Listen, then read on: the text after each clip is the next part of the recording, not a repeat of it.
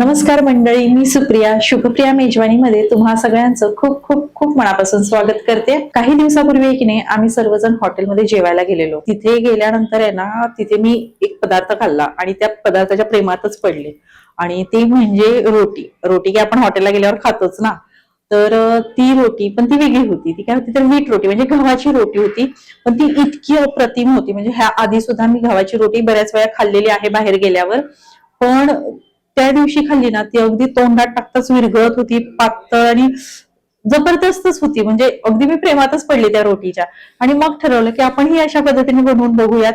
आणि मग काय घरी आल्यावर लागलेच तयारीला आणि ती जमली सुद्धा परफेक्ट। म्हणलं आता ही इतकी छान रेसिपी आहे तर तुमच्याशी शेअर केलीच पाहिजे, होय की नाही। तर आज आपण तीच मस्तपैकी गव्हाची रोटी जी तोंडात टाकताच विरघळेल आणि अगदी restaurant style, hotel style, dhaba style काही म्हणा, परफेक्ट अशी रेसिपी आहे। त्यामुळे आजचा व्हिडिओ स्किप न करता शेवटपर्यंत पाहत राहा। तर रोटी बनवण्यासाठी सर्वात आधी आपल्याला लागणार आहे ते गव्हाचं पीठ। हे रेग्युलर जे आपण घरामध्ये चपात्यांसाठी वापरतोय ना, तेच गव्हाचं पीठ आहे, ते घेतलेलं आहे। साधारण 2 कप घेतलेला आहे। त्यानंतर ह्याच्यामध्ये घालणार आहोत आपण मीठ, चवीप्रमाणे मीठ, साखर आहे 1 चमचा इतकी आणि त्यासोबतच इनो। हे 1 पॅकेट जे आहे ते इनो आहे, तो घालत आहे ह्याच्यामध्ये। आता हे मिक्स करून घेऊयात आपण। आपण जो ह्याच्यामध्ये इनो घातलेला आहे की नाही, त्यामुळे काय होतं की आपली रोटी जी आहे ती छान मऊ पण होते आणि अशी वातड होत नाही। बऱ्याच वेळेला आपण मैद्याची वगैरे रोटी केली असेल किंवा गव्हाची सुद्धा ज्यावेळी करतो ना, तर त्यावेळी ती अशी बघा थंड झाली की अशी वातड होते, अशी चावली जात नाही, तर ती इनोमुळे होत नाही। त्यामुळे ही टीप लक्षात ठेवायची आहे। आणि शक्यतो मी तर म्हणेन तुम्ही सोडा वगैरे घालू नका, नाहीतर काही जणांच्या कमेंट्स येतात की सोडा वापरला तर चालेल का, बेकिंग पावडर। एक वेळ बेकिंग पावडर तुम्ही वापरलीत ना तर चालून जाईल, पण सोडा शक्यतो नका वापरू। जर इनो जर तुम्हाला अवेलेबल होत असेल आणि असेल तर नक्की इनोच वापरा। आता हे मिक्स करून झालेलं आहे। आता आपण ह्याच्यामध्ये घालणार आहोत तेल। तर 1-2 चमचे इतकं तेल जे आहे ते आपण ह्याच्यामध्ये घातलेलं आहे आणि त्यासोबतच दही आहे। हे दही आपलं पाव कप आहे।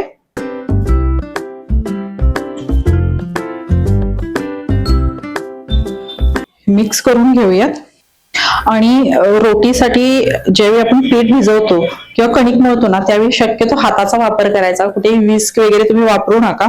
हाताने मळल्यामुळे काय होतं की ते व्यवस्थित मळलं जातं आणि आपली रोटी जी आहे ती छान अशी मऊसूद व्हायला मदत होते। आता हे आपलं मिक्स करून झालेलं आहे। आता ह्याच्यात थोडं थोडं पाणी घालून आहे ना, आपल्याला ही मऊसर अशी कणिक जी आहे ती भिजवून घ्यायची आहे।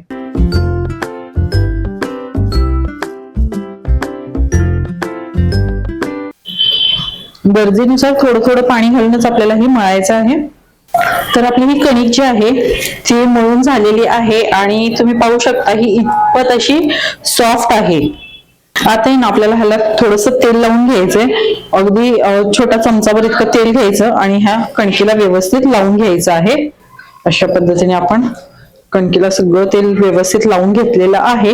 आता ही कणिक आहे की नाही आपण झाकून एक 15 ते 20 मिनिटं बाजूला ठेवून घेऊया। पण तुमच्याकडे जर जास्त वेळ असेल ना, अर्धा पाऊण तास जरी ठेवली ना तरी छानच आहे। मग छान आपली रोटी जी आहे ती आणखीन सॉफ्ट होते। आता हे जे आहे ते मी एक 15 ते 20 मिनिटं झाकून ठेवणार आहे। पण तुमच्याकडे जर वेळ असेल ना तर कमीत कमी अर्धा पाऊण तास हे पीठ जे आहे ते असं झाकून ठेवा। म्हणजे काय होईल की आपली रोटी जी आहे ना ती छान अशी मऊसूद होते। साधारण 20 मिनिटं झालेली आहेत। आपण जे कणिक मळून ठेवली होती ना ती छान अशी मुरलेली आहे। आता आपण चेक करूयात। हे बघा कणिक आपली छान अशी मुरलेली आहे आणि मऊ झालेली आहे छान। ही थोडीशी पुन्हा आपण मळून घेऊयात। आता ही कणिक जी आहे ना ती आपल्याला मळून फ्रीज मध्ये वगैरे ठेवायची नाहीये। ज्यावेळी रोटी करायची असेल ना त्याच वेळी आपल्याला मळून ह्याची लगेच रोटी करायची आहे। फ्रीज मध्ये ठेवून नंतर करायची नाही, नंतर रोट्या आहेत ना आपल्या अशा छान अशा म्हणजे ते म्हणतो ना आपण तोंडात टाकताच विरघळतात, मऊसूद अशा होणार नाही जर तुम्ही कणिक फ्रीज मध्ये ठेवलीत तर। आता आपण रोटी जी आहे ती बनवायला घ्यायची आहे। आता इथे रोटी तुम्हाला काय साईजची बनवायची आहे, लहान, मोठी, मध्यम, त्या साईजचा आपल्याला गोळा जो आहे तो घ्यायचा आहे। आता पोळपाटावर आहे ना आपल्याला थोडंसं पीठ घ्यायचं आहे आणि आपल्याला ही रोटी जी आहे ती लाटून घ्यायची आहे.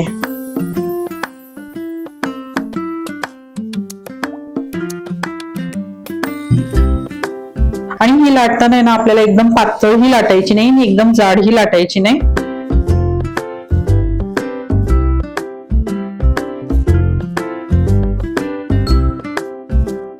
तर इथे आपली ही रोटी जी आहे ती लाटून झालेली आहे. आणि हे बघा, हे एकदम जास्त जाड पण नाही आणि एकदम पातळ पण नाही. म्हणजे आपली चपाती असते की नाही, त्या चपातीपेक्षा थोडीशी जाडसर आपली ही रोटी जी आहे ती आपण लाटून घेतलेली आहे. आता ही रोटी जी आहे ती भाजायची कशी ते आपण पाहणार आहोत.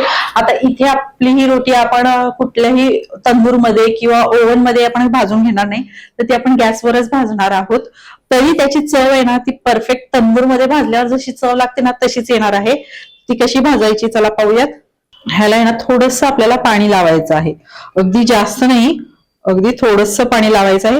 आणि हे साधंच पाणी आहे बरं का, ह्याच्यात कुठल्याही प्रकारचं मीठ नाही, थंड नाही, गरम नाही, आपलं साधं रेग्युलर जे पाणी असतं ना ते पाणी जे आहे त्याला लावून घ्यायचं आहे. आता हे लावून घेतलेलं आहे आणि इथे आपला तवा सुद्धा आपण गरम करून घेतलेला आहे. आता हा तवा आपला छान असा तापलेला आहे, तुम्ही बघत असाल असा धूर यायला लागलेला आहे तव्यातून. आता ह्या तव्यावर आपल्याला ही रोटी जी आहे ती टाकायची आहे. पाणी लावलेली जी बाजू आहे ना ती खालच्या बाजूला आली पाहिजे, अशा पद्धतीने टाकायची आहे. तर आता इथे मी रोटी जी आहे ती आपल्या लोखंडी तव्यावर भाजते. पण तुमच्याकडे लोखंडी तवा जर नसेल आणि तुम्ही नॉनस्टिकचा वापरणार असाल तर एक गोष्ट लक्षात ठेवायची आहे की जुना नॉनस्टिकचा तवा असेल, जो खराब झालेला असेल तो वापरा, शक्यतो नवीन तवा वापरू नका. आणि त्याचं कारण म्हणजे काय आहे की ज्यावेळी आपण अशा पद्धतीने रोटी वगैरे भाजतो ना, त्याचं कोटिंग जे आहे नॉनस्टिक तव्याचं ते निघायची शक्यता असते, तवा खराब होईल. त्यामुळे नवीन नॉनस्टिकच्या तव्यावर तुम्ही अशा पद्धतीने रोटी भाजू नका. इथे ही आपली एका बाजूने भाजलेली आहे. आता कशी ओळखायची, तर इथे वर बघू शकता अशा पद्धतीने ही रोटी जी आहे ती मध्ये मध्ये फुगलेली आहे. आता काय करायचं आहे, हा तवा जो आहे की नाही आपल्याला उलटा फिरवायचा आहे. त्यासाठी रोटी भाजायला ना शक्यतो हँडलचाच तवा वापरायचा. आता ही रोटी आपल्याला अशी आगीवर भाजून घ्यायची आहे.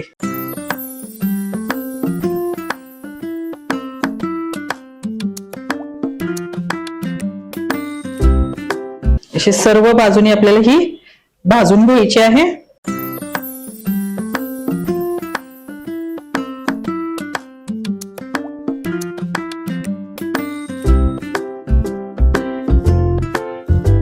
तर आपली रोटी वरच्या बाजूने सुद्धा भाजून झालेली आहे. आता आपण ही रोटी काढून घेऊयात. सहज निघते, काही फारसं हे नाही बघा, व्यवस्थित भाजली ना ती की सहज ती आपली रोटी जी आहे तव्यापासून वेगळी होती बघा. आणि एक गोष्ट लक्षात ठेवायची आहे की आपल्या रोटीला जर तुम्हाला बटर तूप काही लावायचं असेल ना तर ती तव्यात ठेवून लावायची नाही. ही आपल्याला इथे खाली घ्यायची आहे आधी आणि त्यानंतर आता मी ह्याला तूप लावते. ह्याला तुम्हाला पाहिजे तितकं असं तुम्ही तूप लावून घेऊ शकता. तव्यामध्ये जर आपण तूप लावलं ना तर काय होणार की ते तूप तव्याला लागलं की आपण ज्यावेळी दुसरी रोटी भाजणार ना तर ती तव्याला व्यवस्थित चिकटली जाणार नाही. आणि ज्यावेळी आपण पलटी करून भाजतोय की नाही रोटी, त्यावेळी ती तव्याला न चिकटल्यामुळे ते खाली पडेल. त्यामुळे तव्यामध्ये कधीही रोटीला तेल, तूप किंवा बटर जे काही लावायचं असेल ते लावायचं नाही. रोटी खाली घ्यायची आणि मग त्याला लावायचं आहे.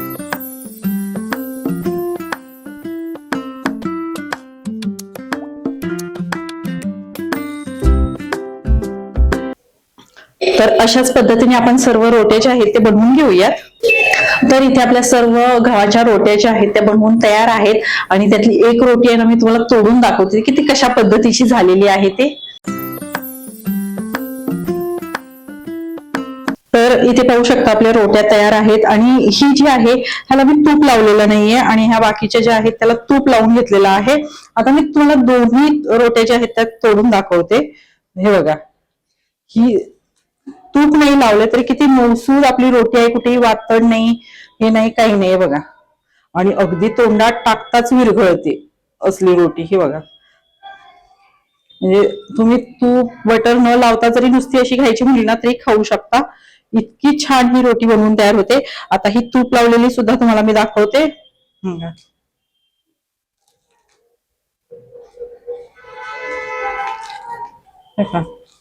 तुम्हाला आवाज पण येत असेल. ही सुद्धा आहे बघा.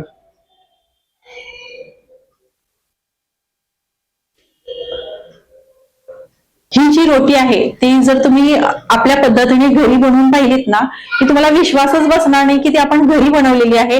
आणि इतकी सोपी तुम्ही रेसिपीज पाहिलीच आहे, इतकी सोपी कमीत कमी साहित्यात आणि जबरदस्त अशी ही रोटी जी आहे ती बनवून तयार होते. त्यामुळे तुम्ही ही एकदा नक्की ट्राय करा. तुमच्या घरात जर छोटा मोठा कार्यक्रम असेल ना, तर त्यावेळी तुम्ही ही अशा पद्धतीने रोटी नक्की बनवू शकता.